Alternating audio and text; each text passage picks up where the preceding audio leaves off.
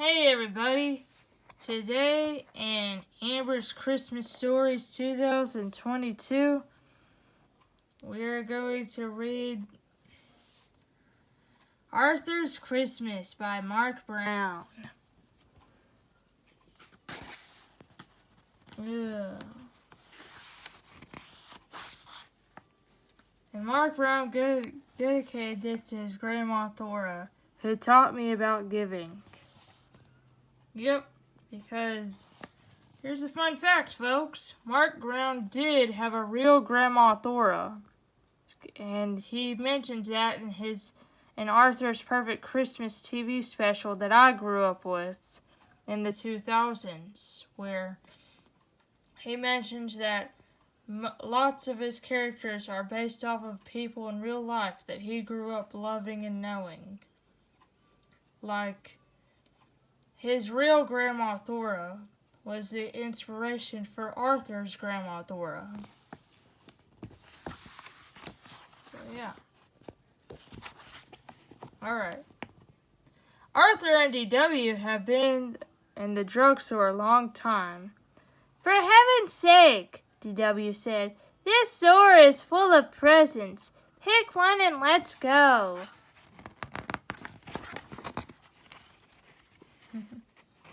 It has to be just right, said Arthur. I want Santa to like it. Well, hurry up, said DW. I want to get home and see if Grandma's there and how many presents she brought me. Oh, yeah.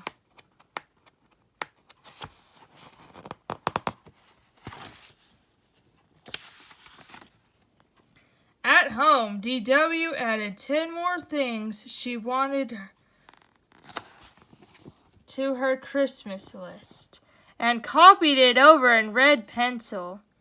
Arthur and DW cheered when they heard the car in the driveway. Grandma, are there any presents in there for me? Asked DW.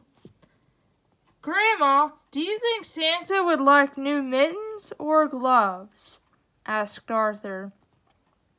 Whatever happened to hello, I'm glad to see you? Asked Grandma Thora. After dinner, everyone relaxed. Look, said DW, I teach Killer a trick. Taught, said Grandma. You taught Killer a trick. But DW didn't hear. She had seen something on television to add to her list. Arthur, what's the matter? Asked Grandma. I haven't found the right gift for Santa, said Arthur. Only 2 shopping days left, reminded DW. Look at DW, looking at the dollhouse.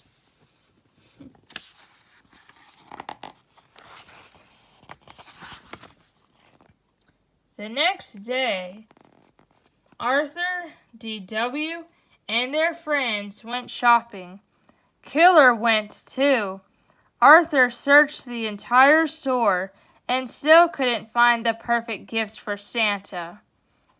What's the big problem? Asked DW. I can see 100 things I want. Let's go tell Santa. Santa, what would you like for Christmas? Asked Arthur. Ho, ho, ho, laughed Santa. You just leave the giving to me. DW had her picture taken, patting Santa's tummy. Yeah, there's Arthur, Francine, Buster, and DW and Killer.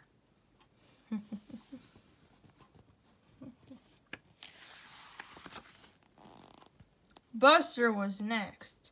Santa, be careful coming down the chimney at my house. At our house, my parents always forget to put out the fire. Ho, ho, ho, said Santa. Don't worry, I'll use the front door." Then it was Francine's turn. "Have you been a good little girl?" asked Santa. "Oh, yes," smiled Francine. "I'm always good." "Always?" asked Santa.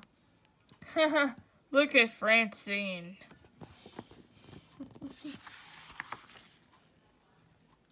Afterward, Buster treated them all to ice cream.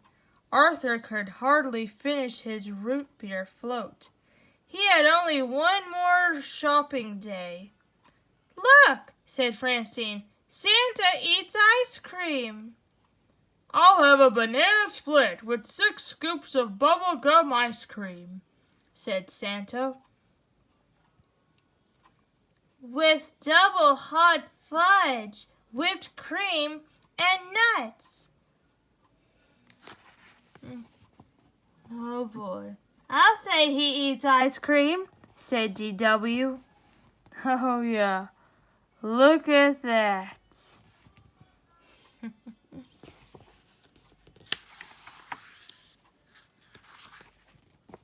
At home, Arthur asked his family for help. "How about a nice colorful tie?" said Father. "Aftershave is always a good gift," said Mother. "I bet Santa could use some toasty warm long johns," said Grandma. "Arthur, you're taking this shopping too seriously," said DW. "Just do what I do. Get everyone the same thing." Oh boy. Spears' wish book with Arthur, well, that's like Sears. That afternoon, everyone was getting ready to go caroling, but Arthur didn't have time for Christmas carols. Time was running out. "Please come along," begged DW. "I'll be the only kid, and besides, Mrs. Tibble always gives us a present and hot chocolate." Yeah. Look at them fixing to go Christmas caroling. And Arthur wants to go and still find Santa a gift. Arthur went window shopping instead, hoping that would give him an idea for Santa's present. Santa was ho-ho-hoing and drinking a diet root beer at the car wash. Hanukkah Christmas special. Xenia Car Wash. Moments later, Santa was at the Golden Chopstick eating subgum chow goo. Look at that. Santa must have run down to the deli at the corner of North and Main. The waitress shouted Santa's order to the cook. "Catch a fish, hit it with rye, and put a pair of shoes on it." Santa sure eats a lot, thought Arthur. Finally, Arthur went home. He hadn't seen a single thing in any of the store windows he thought Santa would like. Santa was on TV eating Papa Piper's pickled peppers. "That's it," said Arthur. He started making his list. Arthur counted his money. "DW," he said in his sweetest voice. "Okay, how much do you need?" asked DW. "But only if you promise to stop being such a grouch." Yeah. Look at there, DW. "Dear Santa, put presents under the tree.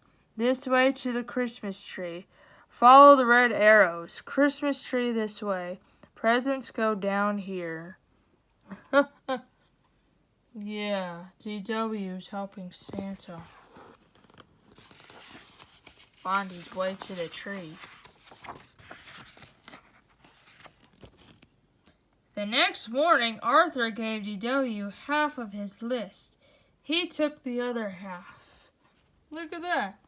And there's Santa at the supermarket.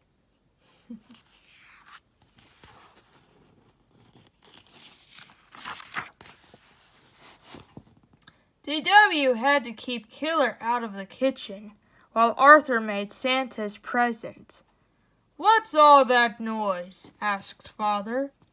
"Arthur is making a mess," reported DW. The kitchen door opened and Arthur sneezed. "Mom, how many cups of pepper and pickled peppers?" he asked. "Maybe I should help," said Mother.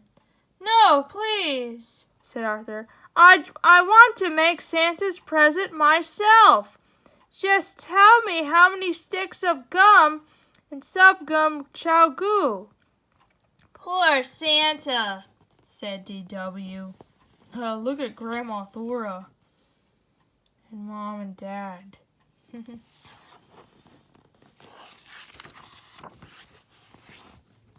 Hours later, Arthur whistled while he set the table for Santa. "What's that?" asked Father. "Pickled peppers, a hot fudge sundae on bubblegum ice cream, and subgum chow goo. I sort of combined Santa's favorite foods," Arthur explained. "Yuck, it's a mess right there." "What's that big lumpy thing that's moving?" asked Grandma. "A pizza to go," said Arthur, "with everything on it." "If you want Santa to come, you'd better go to bed," said Mother. "If we want Santa to come," thought DW, "we'd better do something about that food." Oh, Lord. Look at that.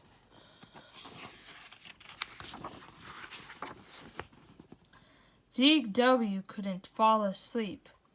"I have to do something," she thought. "Poor Arthur worked so hard, but if Santa gets one whiff of Arthur's present, he'll never set foot in the dining room, much less eat any of it."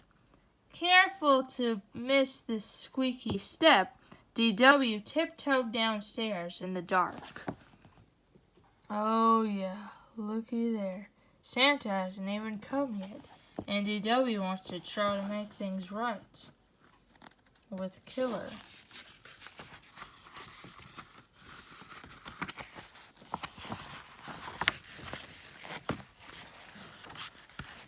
The next morning, Arthur was the first one up. "Santa ate it all!" he cried, "and he left a note. Dear Arthur, you were so nice to take the time to find out my favorite foods and make them. Thank you. You also taught me about the Christmas spirit. Love, Santa. P.S. Aren't you lucky to have such a nice little sister?" Yeah, and I figured we knew who ate the food with DW. Because, you know, DW doesn't know how to spell correctly with the proper grammar. And the dog ate the food. The end. Thanks for joining us for another Amber Story Time.